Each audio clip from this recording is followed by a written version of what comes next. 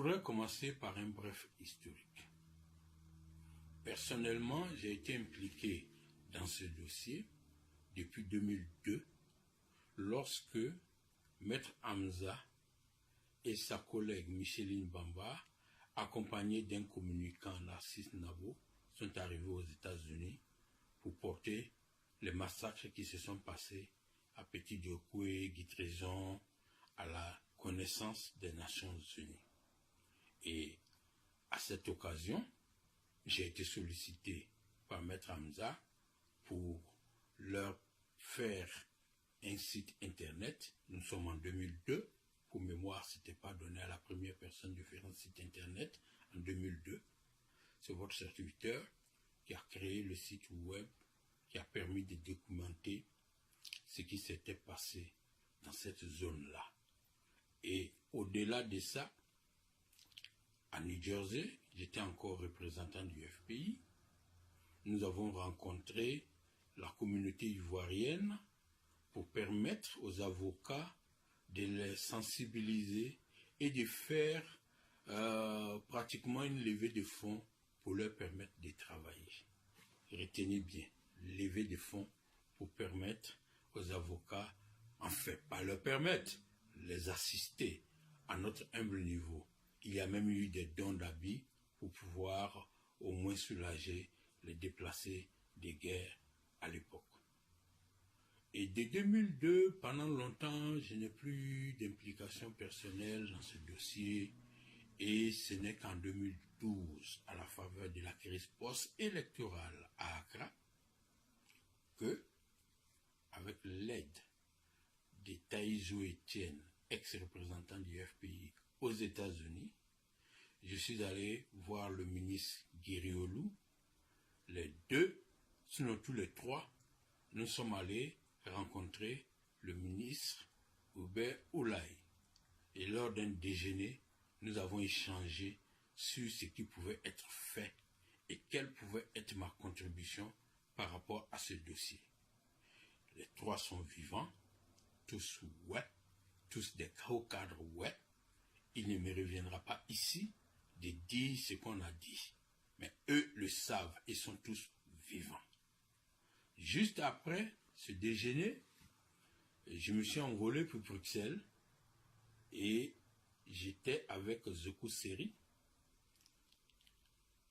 Au passage, Big Up, jeune frère, et avec Ben Nyeba qui est aujourd'hui représentant du FPI en Hollande, il ne l'était pas, et puis docteur Joachim et un certain autre nombre de compatriotes.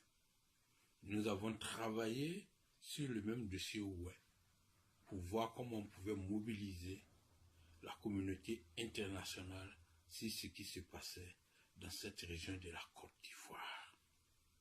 Et le fait de l'injustice qui avait été faite à ce peuple et aussi au Propago. Parce que je le dis, je l'affirme et je le pense que ceux qui ont été massacrés dans cette zone l'ont beaucoup été, beaucoup plus parce qu'ils sont partisans du président Laurent Gbagbo qu'ils ne soient ouais. Parce que des massacres ont eu lieu dans des zones autres que les ouais. Certes, pas de même ampleur. Oui, le dire n'est pas sous-estimer le massacre des ouais. Le dire n'est pas diluer le génocide ouais. Mais c'est aussi attirer l'attention de toute la communauté internationale qui, à l'époque, voulait faire croire que seul un camp avait été victime. Nous sommes en 2012. C'était aussi attirer l'attention qu'il y a eu, effectivement, des assassinats ciblés sur la base de la croyance politique et que les victimes de ces victimes-là étaient majoritairement des Propago. Cela étant dit, j'ai l'occasion d'arriver sur la dernière partie du dossier qui a fait beaucoup plus de bruit, c'est-à-dire mon implication beaucoup plus tard, je pense que ça devait être en 2016-2017, dans le dossier où une fois de plus, mais cette fois-ci avec pour avocat Maître Abiba et Rodrigue. À ce niveau, une dame qui est présidente d'une ONG ou de 2 ONG m'a été présentée par Maître Abiba, et afin de voir comment est-ce que je pouvais aider cette dame à pouvoir collecter des formulaires parce qu'elle semblait être essoufflée.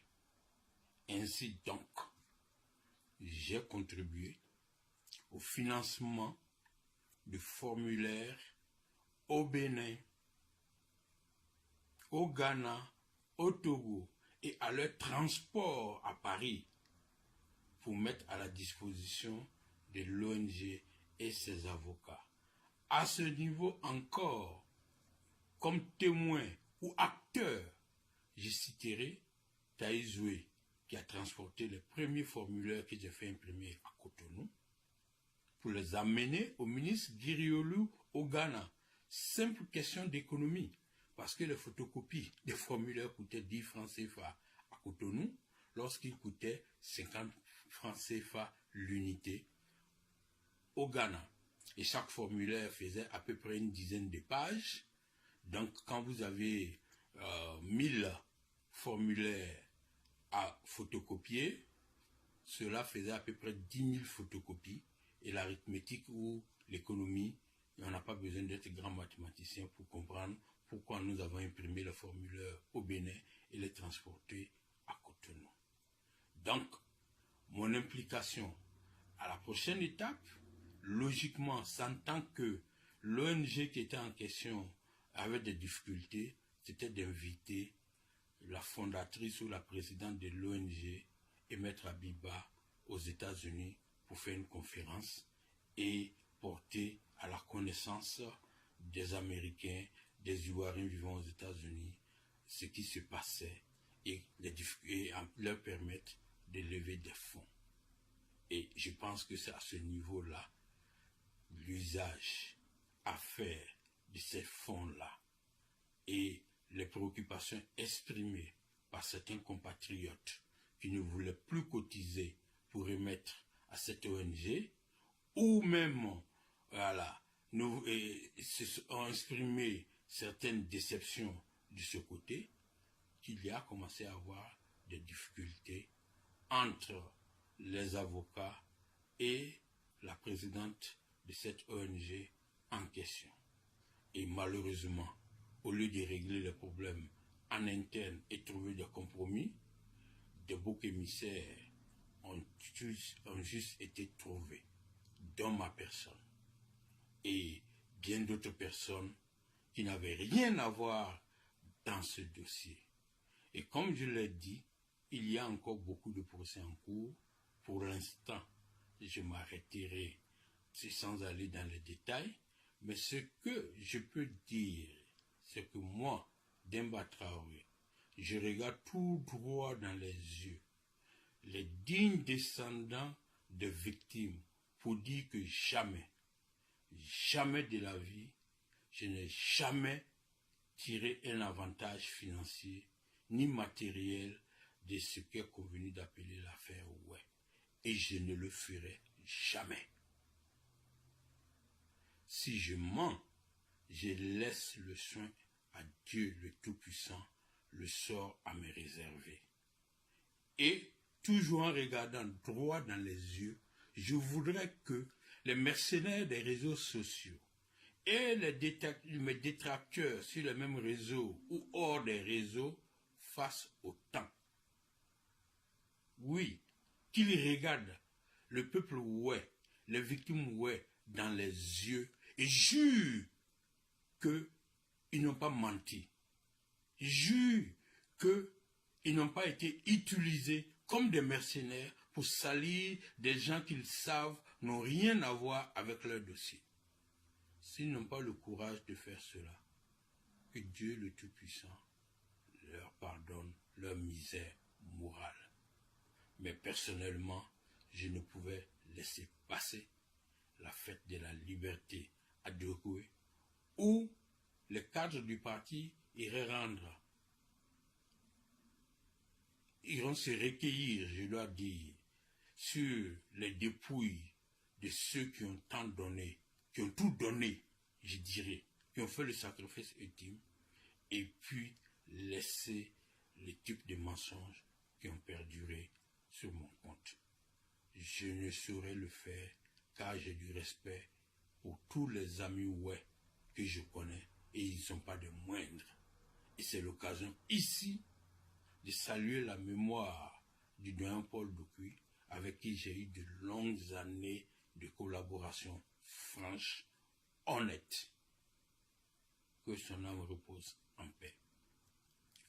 Bonne fête de la liberté et que Dieu fasse que la prochaine fête de la liberté, nous soyons tous au pays avec en tête le président Laurent Gbagbo. Au nom de tous mes aînés, merci.